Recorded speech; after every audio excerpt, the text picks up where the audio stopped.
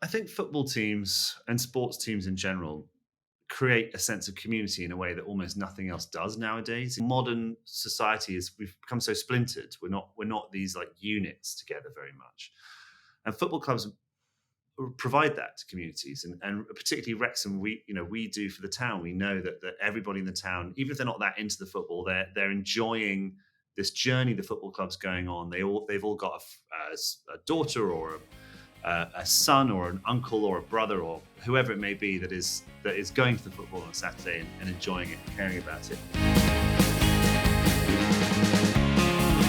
It is such a pleasure to bring today's guest back to the show, a gent who, if he'd never been cast in an episode of It's Always Sunny in Philadelphia, if he'd never watched Liverpool matches in the writer's room for Mythic Quest, and if he'd never recommended the Sunderland Till I Die documentary to one Rob McElhenney, then Wrexham's fortunes as both a football club and as a city could be completely different today, sliding doors style. That one Sunderland pain-filled Netflix suggestion ultimately led to Rob and Ryan Reynolds buying Wrexham AFC. You know, a butterfly flaps its wings in Los Angeles and Paul Mullen signs from Cambridge United. And even though my guest is 6'7", so that is one pretty bloody big pair of butterfly wings, he's now going into his third full year as Wrexham's executive director, as a 24/7 football whisperer to Rob and Ryan, and as an unmistakable part of the club's recent success to talk about his role of a lifetime, really, and review 2023 as that year comes to a close. Wrexham's year of wonder, as it's known around the world, is magnificent to say these words. He's big, he's red, his feet stick out the bed. He's Humphrey Ker. Hello, Rog. Oh, Humphrey, it's so bloody good to see you and your ever evolving facial hair. What is your philosophy on facial hair, Humphrey Ker? Well, I think I'm at my best with a beard. My wife certainly likes the beard the most. I had a beard. I had to cut it off for Movember. Some of the lads from the club, we did a bit of a Movember, and I was told under no uncertain terms that I was not able to just shave off the rest of the beard and leave the moustache. I had to start from scratch. Had a moustache, then I cut that off, and I'm now starting at the base, and will soon hopefully have a full beard back. Oh, we've just left base camp. Oh, and we're going to Beard We Mountain. Yes. Let's hope I don't turn up frozen dead on the side of the track, as often happens with mountaineers. After writing a little note, I may be some time, lads, and then just walking out into the snow.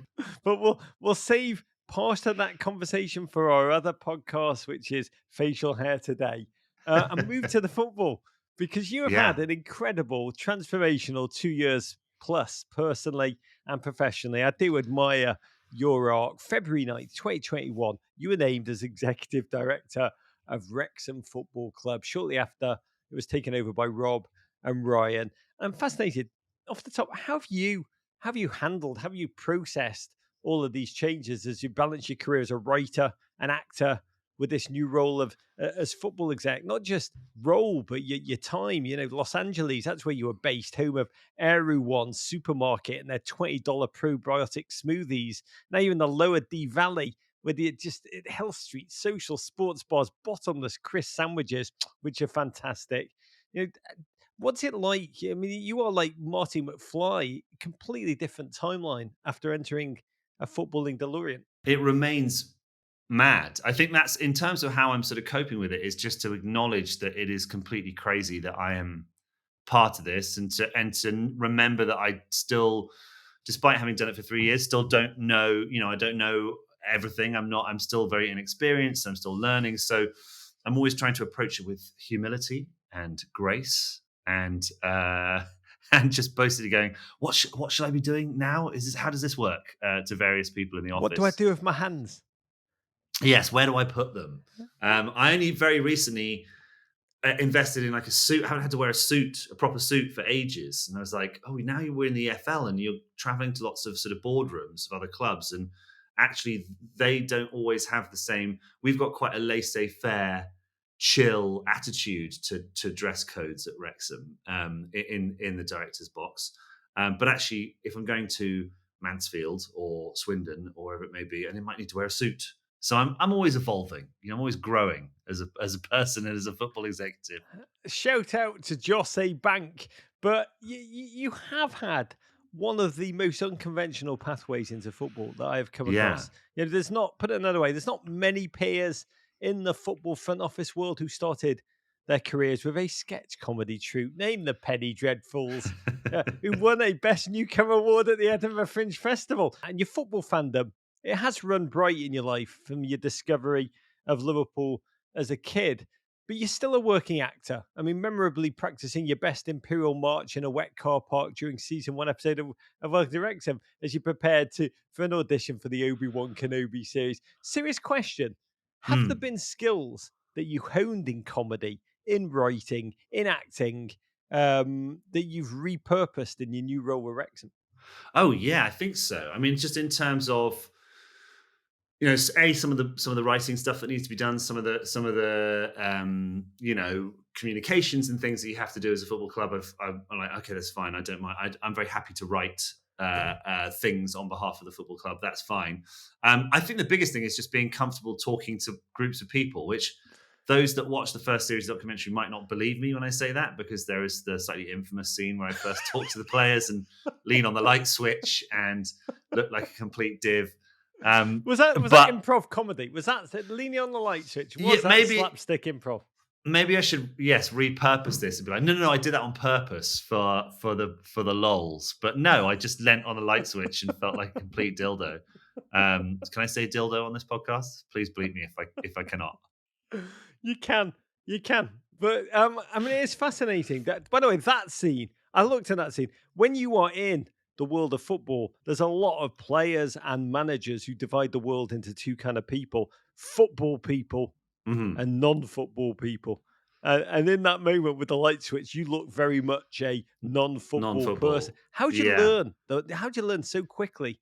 I mean, I think the biggest thing was, to be fair, was not me changing anything about myself particularly, but more people around the club understanding that I was really enthusiastic, that I cared about the football club, I cared about the welfare of the people at the club, and ultimately that's all it really boils down to. And I think it's that big thing, as I said earlier, of knowing, of being honest and being like, look, I know this is what I know, which is a fan's knowledge of a football club, which is a very, very different thing to being on the other side of the yeah, yeah, of the yeah. white line. But being like, I care. All I want is for this club to succeed. All I want is for you to succeed. How do I help you to do that? And ultimately, that's the thing. I think there are so many instances of people coming into football clubs and going like, well, look, I've been very successful as a plastic nozzle salesman. I made millions of pounds selling plastic nozzles, so I know how to run a business and I What know how to don't run I a know? football club. What don't I know Yes, about football from the nozzles? right. So here's what we're going to do. I want you to play this brand of football, and I want you to do this. I want you to do that. And it doesn't work. I don't think it works. And maybe it does occasionally, but you see so many instances of football clubs getting into trouble because people come in and think they know what they're talking about. And we didn't, and we still arguably don't. We've just empowered the people that do. We've got a young audience who listen to this show, and a lot of people feel this. I feel this often. What do you do with imposter syndrome, Humphrey? I'm Oh, asking for a friend. yeah, no. Well, listen, I am very, very familiar with it in all lines of my work. That's always been a big thing for me. I mean, I think it's the advice. I very rarely dish out advice because I think so much of what's happened to me has been purely luck driven. But if there's one thing that I have brought to the table is a willingness to fail. In a way, is a willingness to be like, yeah, I'll go and give it a go. I mean, I truly, if my agents or manager on my like theatrical writing side are hearing this, they're going to be like, well, then where are all these stupid scripts that you're supposed to deliver that you never get around to doing because you go like, oh, full, I don't know, I'm too nervous, I don't know, I'm not sure if it's any good anymore. But with the football club, it was just an opportunity. It was being presented with like, I got the rarest of things that happened to me in 2020.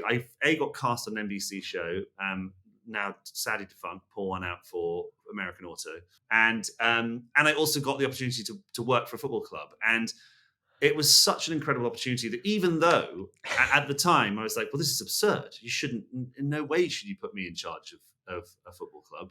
it was just too good. I was like, well, I'd rather go down in flames than sit at home and be like, God, it would have been cool to do that job. God, you are the only man in Hollywood that when their agent says, "Where's the script?" and you can just look at them and be like, "Guys, Stephen Fletcher doesn't It's sign himself, brilliant. if you know what I Listen, mean." it's the best excuse in the whole wide world. I'm like, look, unfortunately, it appears that Ryan Barnett's quad injury is more serious than we previously thought. So I Yes. need to monitor the WhatsApps from.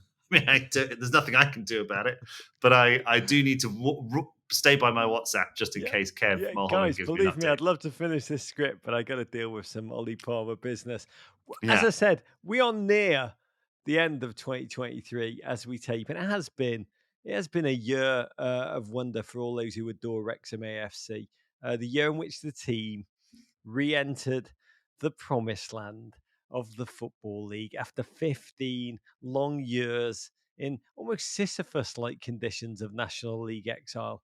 And I want to use the time we have together to relive some of the key moments from this year, starting on April 22nd, when two second half goals from Super Paul Mullin sealed a 2-1 win over Boreham Wood, finally sending Wrexham into League Two for the first time since 2008. And at the final whistle, the stands at the Stoke Kairas emptied out onto the field as thousands of delirious supporters mobbed the players, Rob and Ryan and you, wrapped in a Wrexham flag, just were there experiencing I imagine, every human emotion at once: unrestrained joy, borderline delirium, more than a little relief in there. Oof, Humphrey, yeah. take us there into your own memories. What do you most remember from that incredible, what I imagine was a deeply cathartic night of achievement and town celebration? Yes, it was an experience unlike anything else I've ever sort of felt in my life. As I said, as a Liverpool fan, I have had various things to celebrate over the years. I only started supporting them about 1995, so it's sort of post the glory days. But there have been a couple of Champions Leagues in there, I went to the Champions League final in 2005. That was a really incredible experience. But no, this was unlike anything else because I have always really suffered from that thing of being a very plastic Scouser. I have zero connection to them. I am from the home counties. I have always felt What's that slight imposter syndrome. what's Paul Mullin think about you as a Liverpool Miles and fan? I get on very well, actually. He and I, we're close pals. And you only need to look at page 134 of his wonderful book, Paul Mullin, My Wrexham Story, to see his assessment of me, which I come out of rather well. What he doesn't really like is that I do like trying to do a Liverpool accent for his benefit, and I don't think he cares for that very much. Can you just give us a quick blast of that, Humphrey? We must hear that. We must pay I witness. probably should. It all depends on which sort of Liverpool accent you're looking to do because there's a variety of different ones, aren't there? You know, you can do the sort of this is a bit. Paul's got sort of this one. You know, he's sort of got that. It takes his time over his words and his sentences. So that's he does not like that. I'm sure. By the way, that was amazing. I just got PTSD from the Wagatha Christie documentary just listening to you. But Oh, go on. sure. But yes, anyway, we were talking about the greatest time of my life. Yeah, I mean, it was so much. Relief was a huge part of it. Relief was a big sentiment last season, because we were in such a kind of life or death struggle with Notts County that every time we won, rather than sort of celebrating it, you were just like, "Oh, thank God we didn't drop points." And so there was a huge dose of that. There was a huge dose of elation, of pride, of a sense of belonging. You know, I referenced this thing of being a plastic Liverpool fan, and I'd often fall foul of that. Like, we won. Well, we won the Champions League, and people being like, "We, you're not. What are you? Were you playing? Are you part of the whole thing?" And I'd be like, "I paid my membership fee. I'm not a member of the club." But I never felt as though I was a real. I've always just felt a little bit of an imposter when it comes to being a Liverpool fan. My credentials are as good as anyone else's, other than I'm born in the catchment area of Reading FC rather than Liverpool FC. But to that night, to feel part of it, to share that with Rob, with Ryan, with Sean, and with my wife who had come over for the game, which was amazing. Really was just something so special. My abiding memory of that night, I'm afraid to say, was that I had unbelievably bad BO. because it had been quite a hot day. It was quite a hot day and quite a cold evening, strangely. So I've been running around all day. That terrible one-two Yeah, punch. running around, stressing, and then I put a load of coats on for the game. Yeah. Went to all the celebrations on the pitch. We then, all the players and their families and club staff and everybody went up and crammed into one of the hospitality suites, and we got the sound system from the dressing room brought in there, and people were dancing on tables, and it was glorious mayhem. And I sort of snuck in, took my coat off, and was like, "Oh my god, what is that?" And I asked my wife, who is normally the world's loveliest and most supportive person, is always like, "No, no, you're all right." She was like, "Oh yeah, no, I mean it's yeah, I mean I know I can smell you." I was like, "Well, that means it's we're talking about full on dead body time now. If my wife is affirming that she can smell something, it's really bad." So we actually left the party quite early, I'm afraid to say, Oh, and bless. yeah, I just was like, oh, I can't have this be everyone's abiding memory of me from this Yes. evening. Yes. So Yes. I, I put my coat back on, high-fived various people, told them that I loved them, and we went home and we stopped at a garage on the way home, bought a bunch of sausages and bread, and made sausage sandwiches and sat on the God, floor and sort of scrolled Twitter. Humphrey, that by the way, that was such a smart move on your part because British people, they do like to judge you, and you would be forever known. The one time Oh, you meet many of the distant family, they'll be like, yes. yeah, what's his name? The tall one with the problem. With the Yeah, problem forever. totally. You'd never shake that. You would never ever shake. But I love that you chose that moment to deliver the moral message to everyone saying we won today, but we got work to do. And this is where Yes. it starts paying That with was sweat. it. Right now, I'm going back to, I don't know about you, I'm going back to the office, guys. Going back. Think, I think should have about said that. think about I League should have Two pretended I problems. was going to the office. Whenever I interview a promoted manager to the Premier League, they always make sure they say, yeah, during that night during the celebrations, I was already thinking about that first game and trying to Yeah, lock down the back against you. You were that man, or we can I claim that you were was. that man I now. can pretend to be that man. But the celebrations did not stop that night. However bad your body odor problem was, it did not stop the partying because the players celebrated their remarkable National League winning season with an open top bus parade through the city centre. You were there with them for that euphoric 3 mile ride in front of 40,000 fans. You told the media that you were so overwhelmed by the reception, quote, I love this, Humphrey, you burst into tears. Humphrey, what can you put those emotions into words for us? The knowledge that you were part of this, that you were among those who'd given this town, together with the fan base, something that they craved for so bloody long and made it real. The bus tour had been unbelievable. We were expecting about 15,000 fans. We got 40,000. It was just magical. And as we came up the high street, which I had cycled up every day when I first got there, I would cycle from where I was staying to the race course every day. And I was, it was during COVID, everything was shut, everything, one in every three stores were non-operational. It was a very sort of bleak high street at that stage, mostly because of COVID, but again because Wrexham in general was just looking for something to get excited about, I think. And as we went up there, the DJ started playing "I Can't Help Falling in Love with You" by Elvis, and which is a song that our fans sing on the terraces, and had been a song that had been like associated with the documentary.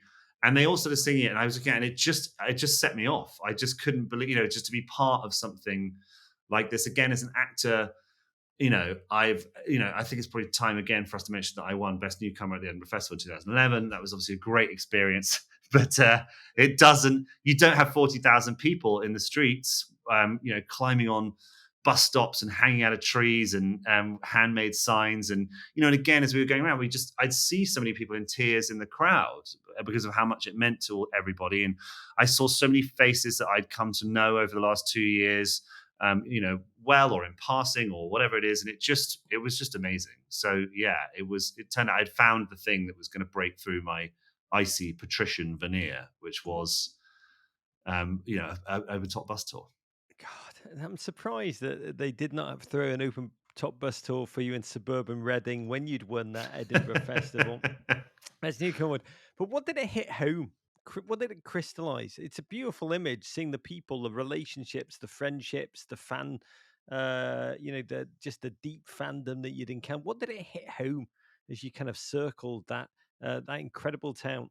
I think football teams and sports teams in general create a sense of community in a way that almost nothing else does nowadays. We used to have these, you know, these bonds, whether it was your church or everybody working in a factory together, or I think modern society is we've become so splintered. We're not these like units together very much, and football clubs provide that to communities, and particularly Wrexham, we do for the town. We know that everybody in the town, even if they're not that into the football, they're enjoying this journey the football club's going on. They've all got a daughter or a son or an uncle or a brother or whoever it may be that is going to the football on a Saturday and enjoying it and caring about it, and that sense of that we've given this incredible thing back to this community. I've lost count on the number of times, and I mean, it truly happens pretty much every game where someone will come up to me and say, "Oh, I used to come here as a boy. I used to come here with my dad. I'm 60 years old now. I came for 30 years, and in the last 10 years, I just couldn't bring myself to come anymore to see this thing that he loved, that I loved, that we loved together fall into ruin. And thank you for bringing it back." And often with tears in their eyes, and it's the most unbelievable privilege to be part of this and to be part of delivering that to somebody, because that's the thing that I loved about Liverpool. And it's what started out as a sort of, I'll pick them, why not, I like the green and white outfit they're in, that they'll do. I wasn't into football, but I was like, I need a football team, everybody around me likes football, find them. And then the more I went and the more I understood the culture of Liverpool, which is not unique to Liverpool, but it's the same at most great football clubs, how much it means to people, what a sense of community it is, what a touchstone, a place of refuge, a place of therapy, all these things. That's what made me fall in love with football, was the people more than the sport almost. But you went with the team on that incredible coast to coast US tour where they sold out Yeah, a 50,000 seat stadium in North Carolina to face Chelsea with American crowds taking to Wrexham like like Jack Grealish to a Gucci outlet. And I was at the game in Philly, sold out with Americans in Wrexham shirts. It was incredible to witness. yeah. But Humphrey, like me, you've lived in America for a long time. You've been to so many of our great sports cities. You know, but was any part of you really prepared for what you experienced, for what you witnessed on that tour? No, we'd sent a team to the TST tournament, the soccer tournament thing they do in North Carolina a couple of weeks before, or a month before. And Mark Howard, who is one of our goalkeepers, he had gone along with that game. He played with a bunch of sort of our veterans and a few kids. We had a sort of strange mixed team, and he was one of the only first team players that went. Um, and he came back and was like, "Oh, get ready! This is going to be crazy." But even so, we just had no appreciation of how many. I mean, the game in North Carolina, Keenan Stadium, 55,000 people. I would think 30 against Chelsea, who beat us 4-0. I would think 35,000 of the 55,000 were there for us, and 20,000 were there for Chelsea, which is nuts. It was really eye opening, and then that pattern continued. We came to San Diego. 35,000 there. Again, more Wrexham fans than Man United fans. You could just hear from the reaction when the goals went in. You could tell, like, oh, I think there are more Wrexham fans here than there are Man United fans. Was there a Now, moment when it really hit home, Humphrey, just how much this Wrexham phenomenon it had registered emotionally with a seismic global audience? I mean, I guess I'm asking, what's your best story from the tour? one of the things that was really lovely at the tour, we took Brian Flynn with us, who is former Wrexham manager, former Wrexham player, former Welsh Wales legend, Welsh manager. legend. Yes, yeah. One of as he repeatedly likes to say, the only man to have scored a goal for Wales against Brazil in the 1970s, I think, or early 80s. And He's roughly American listeners. He's essentially he's kind of like Welsh Doug Flutie to kind of locate him. He's a gorgeous he's human being. Yeah, he's the nicest man in the whole universe.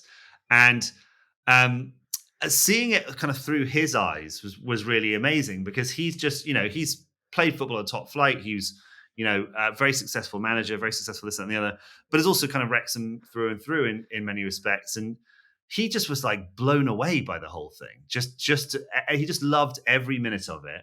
And I thought he perfectly encapsulated Wrexham and Wrexham fans in that moment, because so many of our fans had come over and were just, I was talking to Peter Gwynn, who is a former Wrexham sponsor, as the owner and operator of Peter Gwynn and Sons Quality Potatoes, the Chippy's Choice. And he had travelled over there. Free plug for them. He had travelled over and was in San Diego, walking on the beach, and just saw two people walking towards him in Wrexham shirts, and was like, "Oh, all right, like where, like, hi, yeah, where are you from? Like, you must be other Wrexham people." And they're like, "Oh, we're from Arizona." He's like, "Oh, okay." Anyway, they got chatting, and then our game against Salford a couple of weeks ago, they were there. They'd flown over. They stayed at Peter's house. These are now the presidents of the Arizona chapter of the Wrexham Supporters Club. They flew over. They came to Peter's house. They stayed with him, and he brought them to the game. And those stories are happening all the time. I keep meeting people who are like, "Oh, we're from Ottawa. We met someone online that he picked us up from Manchester Airport. We're staying in their house with their children. They're all going to come to Canada next year to visit us." It's creating these bizarre It is incredible. combinations Who of would have known people. that one of the offshoots of Wrexham's success has been that Gwyn's, the Chippy's Choice, now has a new $500,000 a year account with someone in Flagstaff, Arizona. It is incredible. Spreading the gospel. It is beautiful. It is the sense of human connection. There's a poetry to it, and then there's the hard nosed reality, because the team came home to Wrexham just days before Mm. the season opener, and they arrived without Paul Mullen, who agonisingly was left behind in California, recovering from a punctured lung suffered during the Manchester United game. So the season starting, you're almost crashing into it. What did you think was possible for this club? And did that change after the first game when MK Dons, who'd just been relegated from League One, just stormed into the Stoke Kairas and departed with a 5-3 win? Yeah. Well, yeah, I mean, prior to the season starting, we our aspiration was to get promoted. Our feeling was that the season we put together in the National League was something really remarkable, and there were well established precedent for teams to come up and do well in League Two. And we thought, well, we're as good of a team to come out of the National League as probably has ever existed. So with a few additions here and there, I think we can do really well. The first game against MK Dons, I think we probably got back from the US a little bit too late. We were missing Paul. We learned very quickly that in the National League, if you make a mistake, uh, you know 7 times out of 10 you're going to get punished, and in League Two it's 9 times out of 10. And we basically, yeah, it was little bit of an eye opener. We actually, as has been often the case with us this season, not often, but sometimes been the case with us this season, we'll get off to some slow starts and look like we don't know what we're doing, and then all of a sudden everyone settles down. And you're like, oh yeah, this is actually a very good football team. So given that where we are now, we're very very happy with it. It was a little bit of a rude awakening, but no cause for panic. I think we all realised there were a few extenuating circumstances that we could look at and then move on from.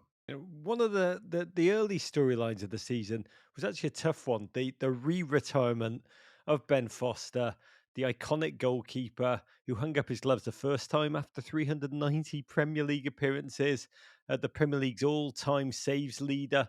He's a gent, honestly, who's aged better than every single NFT in existence. And after 300 days off, just before his 40th birthday, he joined Wrexham heroically for the final 6 games of last season, made a wrist-strong, crucial penalty save in the 96th minute against Notts County. Really a Louvre-worthy stop that gave Wrexham a crucial 3-point lead at the top of the table with 4 games to go. This campaign, though, a more challenging reality.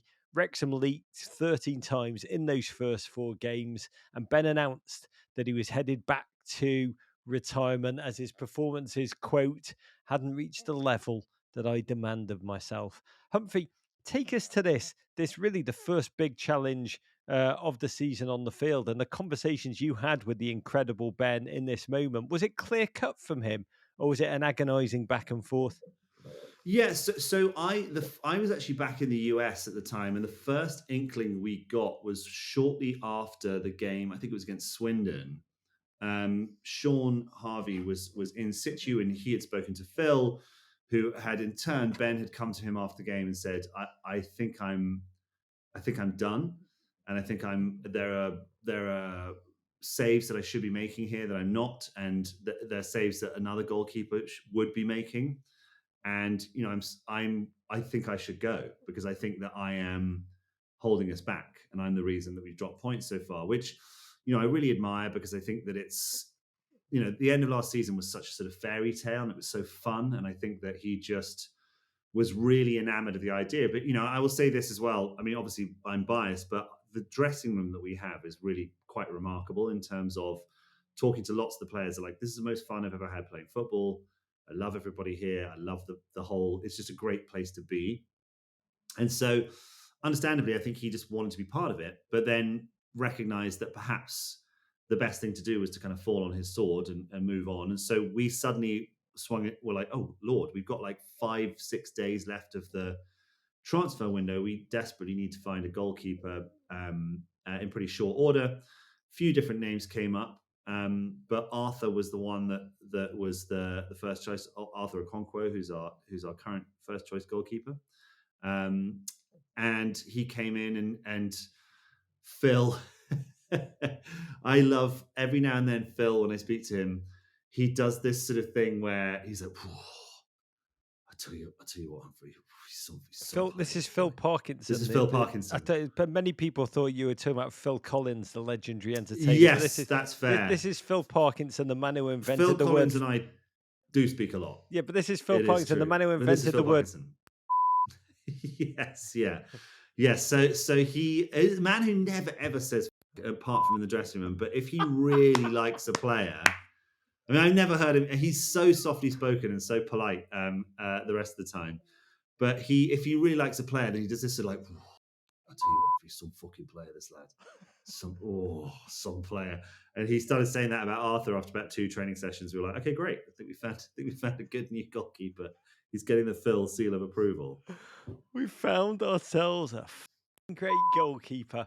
One hero shuffles off, another returns. Paul Mullin back in action September 9th, making a 30-minute substitute appearance against Doncaster Rovers, and he quickly picked up where he'd left off. He's blasted 9 goals as we tape in just 16 games, all comps, propelling Wrexham ever higher up the table. And anyone who's watched Welcome to Wrexham knows that just before the start of the 2021-22 season, you turned around to Rob McElhenney and said, if I were you and I owned the football team, I would buy Paul Mullin. He was then a striker at Cambridge United. He scored 34 goals, all comps, making it look as easy as the Carney, who shows you how simple it is to knock those milk bottles over so you'd have a go. And you knew Paul Mullin. You saw it was a talented, intelligent player. But I'm sure that the gentleman has exceeded even your own expectations. From the inside, what's he like? What's his secret? Paul just has an unbelievable mentality. It's a thing that you hear about so much in football, like, oh, this guy's mentality. It's so much is about mentality. But I mean, he truly is someone that just wants to win, wants to score goals, and is sort of personally affronted if either of those things doesn't happen. And I think he's got and these are all qualities that we learned about subsequently. Initially it was all statistically. Look at what he's doing. He's scoring all these goals for Cambridge. If we could get League Two's top goal scorer to drop down to the National League, that's a huge result. It just mathematically sort of seemed to make sense. What we've learned subsequently is that philosophically he's the perfect sort of, if you have a phrase in American sport like franchise players, and that sort of is what he is, because our fans worship him. He's cut from very similar cloth to Wrexham fans. He shares a lot of the same philosophies and same politics and same everything, and he just wants to win for them, and they worship him for it. And it is a classic talismanic, football hero fan relationship. Is there anything you don't like about Paul that you can tell us? I mean, there's got to be. I mean, I'll say this, that he does occasionally text me things like, can you get me Taylor Swift tickets? And I'm like, no, how would I get you Taylor Swift tickets? Try Ryan. His wife's best friends with her. And he's like, oh, I don't want to ask him. I'm like, well, so you want me to ask? You want me to go cap in hand asking for Taylor Swift tickets from Ryan? Do it yourself. This Wrexham side has been glorious to watch for the last couple of weeks, especially at home, where that week one loss to MK Dons has been the only defeat at the Stoke Kairas as we speak. In addition to Paul Mullin, you got versatile 28-year-old midfielder Elliot Lee just shining. 11 goals in all competitions, currently tied, I think, for the fifth most in the league. The gentleman you mentioned, 22-year-old goalkeeper Arthur Nkonkwo, on loan from Arsenal, who's been in the academy there since he was 8, but has just arrived, and it's as if he's always, grown up in North Wales. For you, what or whom or whither has been your biggest surprise of the season so far, on or off the pitch? What have you seen that you didn't expect? We've had really great performances sort of across the team so far this season. I think someone who's done really, really well for me that sometimes goes unheralded, although that's kind of changing a little bit more amongst our fans now, is James Jones, who's one of the central midfielders.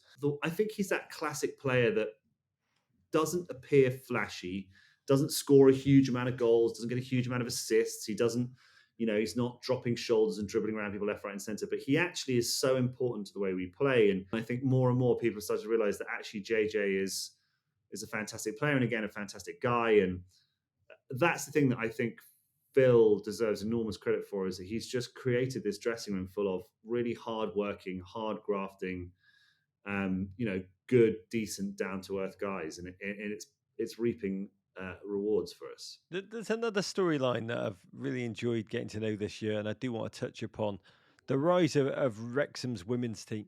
Honestly, my favourite Mm, episode of Welcome to Wrexham season 2 was the one that introduced us to the absolute legend that is Rosie Hughes. yes, Just a more prolific striker you will not see. She scored 9 goals in one game against a former club. I mean, Erling Haaland would yeah, never. Rose found the back of the net 100 times in her first 46 games of Wrexham. It was quite good form, that 100 goals in 46 games. And last season, the entire Wrexham women storyline as they won promotion to the Adran Premier, the highest level of women's football in Wales, which meant that it was life changing. They could sign professional contracts. They no longer had to pay for their own uniforms and gear. I mean, it's transformative. It's actually a story that we'd love to delve more into. But Humphrey, we last spoke, you and I, during the Women's World Cup about a shared joy of seeing, as British people, where women's football was day class A when we grew up, like women kicking the foot in a deeply misogynistic society, fairly awful society. It just was not, it was not okay. But watching women's football grow and thrive, when it comes to this incredible Wrexham team, what are your ambitions, your expectations? What's next for them? well, we're aiming, as high for them as we are for the men. We want to get them into a position where they are, far and away the best team in Wales. We've got stiff competition from Cardiff and Swansea, and I mean, this season our women's team has done brilliantly. We got promoted. We are, I think, second in the table at the moment, and trying to chase down Cardiff, who are top. Um, to create a fully, currently they're semi-professional, to make a fully professional outfit with a women's academy, with a women's youth team, with like all these things that really don't, the club has never had, and don't exist, particularly in Wales. The women's game in the UK is growing at an exponential rate, which is brilliant, and long may that continue. So yeah, our ambition is to have a Wrexham women's team with international standard players, that are beating all comers very handily. That's the dream. Yeah, when I come over to Wrexham, which I hope to do at the beginning of 2024, I'm honestly more excited about going to watch the women's team almost than Yeah, the men's team. it's really fun. Those episodes, if you have not seen them, are genuinely two of the most Yeah, they're beautiful, two of my two of favorites. the most beautiful, emotional episodes of television I've seen this year. The thing I say about that very briefly is why I think they're so brilliant as episodes is that they are both fans and players. So almost all of those women are Wrexham fans. They come on a Saturday, they come and watch the men's team, and then they get to live their dream by representing the club the following day, which is such a cool thing that you don't see necessarily elsewhere. In that we've got Jordan Davis, obviously, who's from Wrexham, and Max Clareworth, who's come up through our youth ranks. But to have a team that is almost exclusively made up of people who are like, this is my dream, this is my family are all Wrexham fans, is so cool. As we tape, Wrexham currently second place in the League Two table, 20 games down, another 26 to go. The National League was harder to get out of than Jigsaw's bathroom. Since only the top team qualified for automatic promotion, you've got a little more breathing room in League Two. Three teams earn that automatic Willy Wonka golden ticket into League One. Mm. Another four then fight it out agonisingly in the playoffs. We've spent a lot of time talking about and reliving 2023 today, Humphrey, as we charge towards 2024, which I think is the club's 160th year, which is incredible. Yeah. What are your expectations and what's your biggest fear? My expectations are, listen, we're going for promotion. We want to get promoted out of this league. As you said, we want automatic promotion. We're aiming for a top three finish. I think we've shown flashes this season where away at Notts County, home to Morecambe, we're like unbelievable. We on our day we are unbelievably good and would be worthy champions of League Two, I think. Stockport have been sensational this year. They've had tiniest of wobbles of late. I mean, you only call it a wobble because they've won 12 games in a row and then they didn't win a game. It's like panic stations at Club in Stockport. crisis. Club in crisis. Well, what are they going to do? No, they've been sensational. And you know what? I mean, fair play to them. I remember going to Stockport away in the COVID season when we first took over the club. It might have even been before we technically took over the club. And they were so hospitable. They had just had their takeover before, and they're doing it all the right way. Like I know that we did spend a lot of time love inning on Notts County last season, the documentary, but I've got a huge amount of respect for Stockport County, only because I've not been to Notts County, so I'm biased because I've been to one and not to the other. But yeah, they are a properly well-run club, so they'll always be a big threat. Notts County will be a big threat. Mansfield having an unbelievable season. So my hope and my aspiration is automatic promotion. My fear is playoffs, and then we all know how badly playoffs can go. But I think my biggest fear always is just us letting the people of Wrexham down, which we've given them such a good time over the last few years that to fail or to make mistakes that are avoidable. That's the thing that I'm afraid of. You can't control what happens in the 90 minutes on a Saturday, but we just need to make sure that in January we're setting ourselves up to have everything that we need for the rest of this season, and then hopefully for next season in League One. Let's not putting the cart before the horse. I mean, Humphrey, I want to pull this together, but two quick ones before we go, because I do need to go back to your own art. Because as kids in England, so many of us dream of being involved in football. You moved 5,000 miles away from home. You Yeah, built a career in a completely different industry, and yet somehow still achieve that dream. You know, yeah. in those rare moments when something else isn't vying for your attention, when you aren't talking Rob McElhenney out of illegally entering Welsh airspace, have you taken a moment to think about your journey and what you've learned from it? Yes, I think so. It's been interesting because I've switched from a career that is very, I'm a freelancer basically as an actor and as a writer. It's you're your own boss. You do things however you want. I'm only answerable to myself. And being put into a world that is very rigid and very, very regulated and very office based in a way has been really interesting for me. I think it's made me grow up a little bit because again, lots of actors and writers and comedians are perpetual children. We our job is to revel in silliness and joy and all those things. Um, but yeah, to be honest, I think the single biggest thing for me is it has left me with a sense of what I'm just so grateful for it is to be part of something. It goes back to that sense of belonging that comes from football clubs to where it's astonishing I'm not wearing something right now that has a Wrexham badge on it because I'm so unbelievably proud to put that on and and to have a sense of like being part of something. And that's the thing that I suppose, yeah, if when I evangelize about football and when I evangelize about Wrexham, it's often that sense of like, come and be a part of something.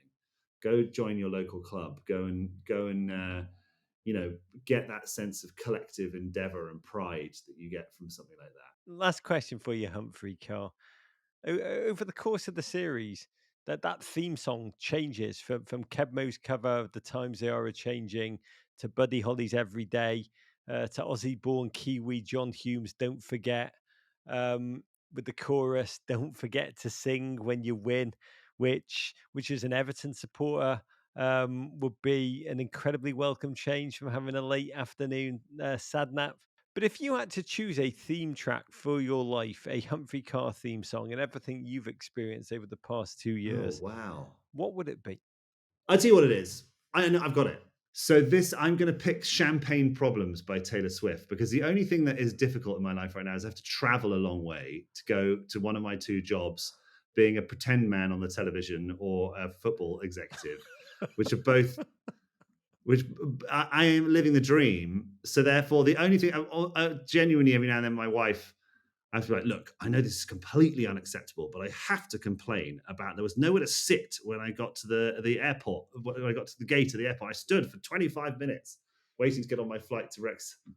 And so it's, yeah, Champagne Problems by Taylor Swift. Humphrey, you are a beautiful human being. Thank you for just reliving, I think for many, many of our listeners, just stories of joy and wonder. Honestly, why are we sports fans other than to feel things? And so many of these moments are great, great collective memories for so many in North Wales, but also across North America as you experience this summer. To you, to your family, to health, to happiness and joy, and to more Rog, thank you so much. Thank you for having me. It's been a pleasure. courage.